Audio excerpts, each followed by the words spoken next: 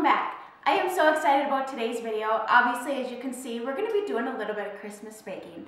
So today is day 5 on my 12 days of Christmas, and this is an extremely special video because it's also going to be a collab with my friend Stephanie Lowry here on YouTube. I adore her. Can I just have a fangirl moment? I have been watching her for a couple years now, and she just reminds me of me.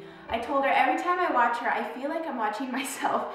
She's a stay-at-home mommy like me. She's so domestic. She's so much more creative, and just like she likes to do DIY things, and she's always talking about redoing her house. And whereas I'm not really into that so much, but I definitely love baking. So we decided let's share some of our favorite recipes, or a favorite recipe I should say. I am not going to cook a smorgasbord right now, but I'm going to share a Christmas cookie recipe that I make every single year with you guys. And so she is also going to be baking something, so you need to make sure to head on over and subscribe to her. You will not be sorry. You are going to absolutely adore her. She is so sweet, so beautiful, hilarious. She's real, she's herself. It's just, I love her. So head on over after you finish watching my video and see what it is that she is going to be baking.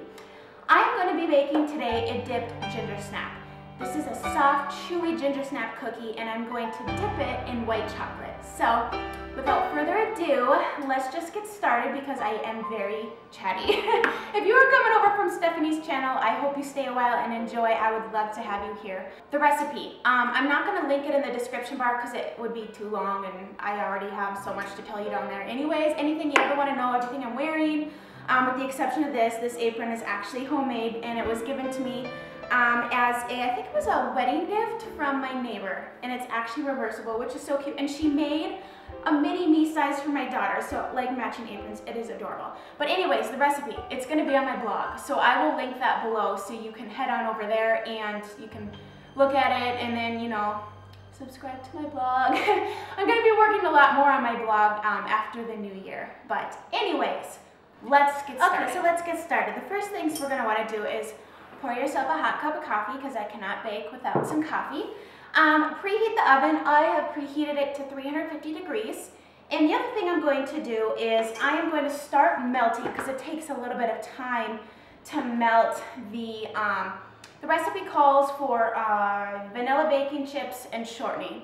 But I opted to just buy the premium white baking chocolate bar. It melts a lot easier. It's less fussy. So I plugged in this cute little treat maker. It's actually a little fondue pot, and it comes with a whole bunch of accessories, and you guessed it, I got it off QVC. And so it has this cute little pot that's removable, and you can pour, and you can do molds and this, that, and the other thing. So great for this time of year. If you make dip pretzels at all, this is going to be your friend. So I'm just going to turn this on high, and I don't know how much of this I'm actually going to need, so I'm going to melt it all, and you know what I'm going to do if I have too much? Eat it. So I'm just going to start off by throwing maybe half of this in here, and while we're baking up the cookies, that will melt, so then it'll be ready for us when it's time. Alright, the first thing I need to do is get 2 cups of sugar and 1.5 cups of vegetable oil, and I am going to cream that into my mixer here, which I love my KitchenAid mixer. It makes baking so easy. Like, there's no struggle, and I love it. I highly recommend, if you don't have a KitchenAid mixer, to invest in one if you do a lot of baking. It just makes it so simple. There's no scraping of the bowl. There's no, it doesn't struggle with mixing things up, and I love it. Now I need 1.5 cups of vegetable oil. I have a habit of not measuring things. When I cook, I really don't measure things, nor do I ever follow recipes, so I kind of carry that over into my baking. But with baking, you do need to be a little bit more precise, just because I have screwed things up by, oh, I'm not going to measure cloves. And then, of course, your bread is super spicy and darn near gross. So let's just turn this on a low speed here. Make sure this is plugged in. And yeah, it just will mix up really nicely for you. You don't have to worry about anything. The next thing that we're going to do is add eggs, one at a time. And we need 2 eggs. So that I'm going to turn this up just a little bit so it's nice and mixed, and we're going to throw in some eggs, one at a time, mix them up.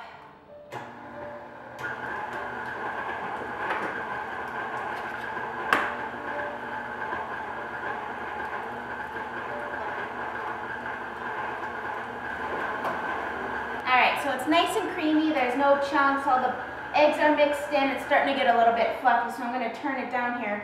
And we're going to add in some molasses. And we need how much molasses? A half a cup of molasses. And I'm going to use that same measuring cup that I put the oil in because now the molasses will just slide right on out nice and easy. I make this recipe every single year. I used to make it when I lived at home in high school at my parents' house. I've been making it for probably a good 10 years now. And everyone always requests it every year because I love a good chewy molasses cookie, but then you dip it in white chocolate. And you know what? I was going to tell you, my mom she'll do half cookies in white chocolate, then she'll leave some undipped and then some in dark chocolate or milk chocolate, whatever tickles your fancy.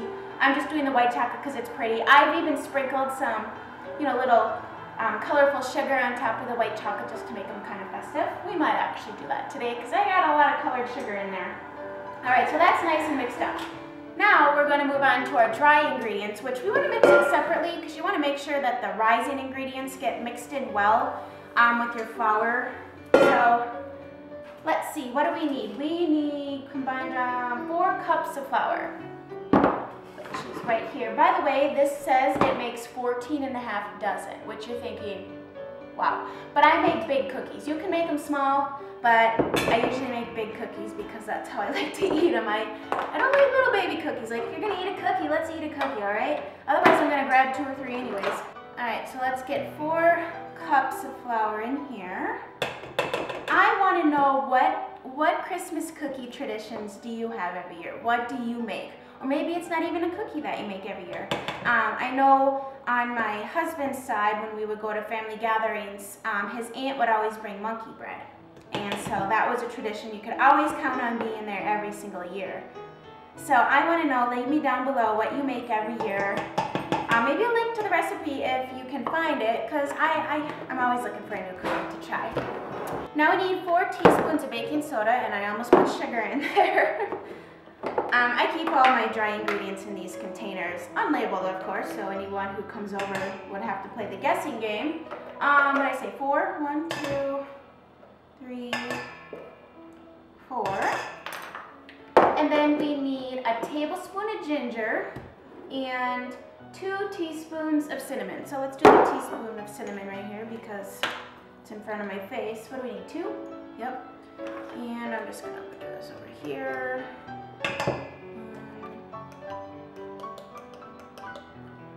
That's a half. See, this is what happens. It gets to the bottom and it gets stuck. 2 of those. And then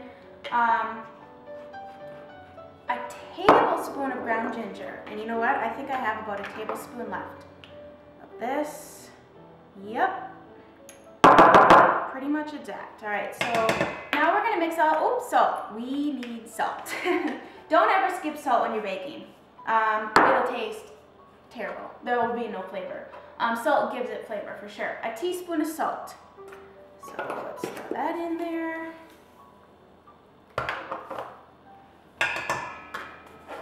All right, now I'm just gonna mix this up, and then I'm gonna gradually add it here to the creamed mixture so it doesn't go poof everywhere, because I know the first couple times when I was learning how to bake when I was younger, I would always do things quickly, or just, I'm always in a rush. I'm always kind of hurrying about, so sometimes things get a little messy, but we don't want to have a giant mess, or at least I don't want to have a giant mess to clean up, so we're going to do it slowly today.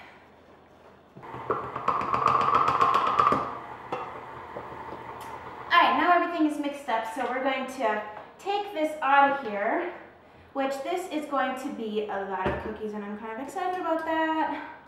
I know what my lunch is going to be today. So, alright, so I just like to scrape off the spoon here, and let's throw that here. And the next thing we're going to do is we're going to get out our cookie sheets. This one is ancient. I believe this was my mom's, and I think I've been using this one for 15 years. And I have 2 of them here. I like to fill up the oven. Like, let's not waste time with cooking in the oven. And we're going to take a little bit of sugar, and I'm going to put it on a plate here so you can see. We're going to roll the dough into balls, and then we're going to roll the balls in the sugar. So take off your rings unless you want to fill a cookie, And I like to do probably about, well, if you want really small cookies, these really cook flat and they're gonna get really wide and big, but I still like to do them about an inch size, and then roll them in the sugar and then put them on the pan. Really simple. This is a great recipe to do with your kids. You may not get balls when they make them. They may be triangle cookies or square cookies, but it's still a good way to get your kids in the kitchen. And they can help too. Let's not cook this dog hair, shall we? Oh, it's inevitable when you have animals. So Stephanie, I am so excited to see what it is that you are baking. I'm sure you're making something fabulous. I wish you could come over. I wish all of you could come over and I would serve you wine. I have some wine back there. Or a cup of coffee and have some cookies together. Now, wouldn't that be fun to have like a giant women's cookie exchange? You guys do cookie exchanges?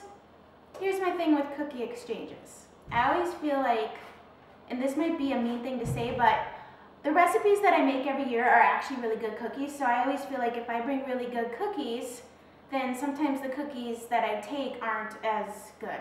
Is that bad to say that? You know what I mean? I don't know. That's just what's happened in the past, so that's what I'm going according to. But anyways, okay, so we got all these rolled. I like to space them kind of, what do I have, 3, 6, 9 cookies on here. I don't want to put too many because you don't want to crowd the oven, nor do you want to crowd the pan, or you're going to have a bunch of cookies all stuck together when they come out. And we're going to put this in the oven and bake them, it says, for 10 to 12 minutes. I always err on the side of caution, check them after 10. If they need a few more minutes, put them in. However, when they're starting to look like almost completely done, I take them out of the oven because they do continue to cook a little bit longer on the hot pan. That way, as they're cooking / cooling, then I can get them off of the pan before they get stuck to the pan and get them over to the cooling rack. So I'm going to put these in and set the timer for 10 minutes. Okay, it's been about 10 minutes, 30 seconds, somewhere around there. So I am going to actually take these out because as you can see, they're starting to get a little bit brown. But I don't want them too crisp because I want them to stay chewy. So I'm going to take these out and let them cool for about a minute or two on the pan. And then I'm going to transfer them to the wire rack to cool completely. We want them completely cool before we go ahead and dip them in the white chocolate, which I did throw the second half of that bar in here, and it is completely melted and ready for us to start dipping. So I'm gonna bake up the rest of these and let them cool for a minute, and then we're gonna come back and dip and decorate. All right, I have a giant pile of cookies in front of me. And over the course of lunch and finish baking these up, of course, there's a few with some bites missing, not because of me, but because of my children. So let's get to dipping these. So I have melted the white chocolate baking bar in here. And I'm actually not going to have enough to dip all of these, but it's fine because like I said, I like to dip some and I like to leave some undipped because not everybody enjoys the white chocolate. I don't know why, I personally think that's crazy, but okay. So let's just dip these. And it's really simple. This is another portion of this where you can do it with your kids, especially if you have older ones. So you can just take this out and I just kind of, you could even spread it with a spatula because you kind of have to dip it in there a little bit deep. And then of course, just like so. And while that white chocolate is hot, I suppose I should put it so you can see it, I'm going to take a little bit of this green crystal glitter. You can do whatever you want and just throw a little bit on there. It just kind of makes it kind of festive and cute. I have red and I have green. If you want to do blue and silver or whatever theme you like to do for your holiday baking or your table, like if you do a certain color scheme with your tablescape, of course you could buy matching glitter, so that would be kind of fun. Looks like so. So let me do a couple more here and then show you with the red glitter. They're just so fun and cute. And like I said, you could use dark chocolate too if you like dark chocolate or milk chocolate, whatever it is that you like to eat or want to serve. So we'll just do a couple more of these. I know the other cookie that I make every year is a sugar cookie, but what makes mine special, besides the fact that they're non-dairy, which don't worry, that doesn't take away from the taste, is the fact that I flavor my frosting different flavors. So I usually do raspberry and peppermint for sure. I've done strawberry in the past, cherry. Cherry kind of tastes like cherry cough syrup, so I don't really like that one too much. And what other ones have I done? I don't know. I used to have a whole bunch of extracts from, my mom used to sell Watkins, and so we had a ton of those cute little extracts, and I think I still have a few left in there. All right, so these are almost completed here. And so that is it, guys. That is all there is to it. I hope you guys make these cookies. Let me know down below if you do end up making them, or message me or something. I just am curious what your thoughts are. It's not a homemade recipe that I made up. It's just a recipe book that I've been using for years, and I really wanted to share with you guys. So I hope you guys enjoyed this. Don't forget to go over and check out Stephanie's recipe and check out her video, and make sure to subscribe and support her. What else did I want to share with you? I think that's it. I always lose my mind. I hit record and I completely forget everything that I was planning on saying. I think that's it. So anyways, stay tuned. Tomorrow is another day 6 of the 12 days of Christmas. I will have all of my previous days of Christmas linked below so that you can go on and watch all those videos. You can get sped up and caught up with my 12 days of Christmas that I am doing. My crazy idea to upload a video every day. I don't know what I was thinking. I thought it would be fun. I didn't realize how much work it would actually require. But anyways, if you are new from Stephanie's channel, I hope you stick around and stay a while. I would love to have you here. Thank you guys so much for watching, and I'll talk to you tomorrow. Bye.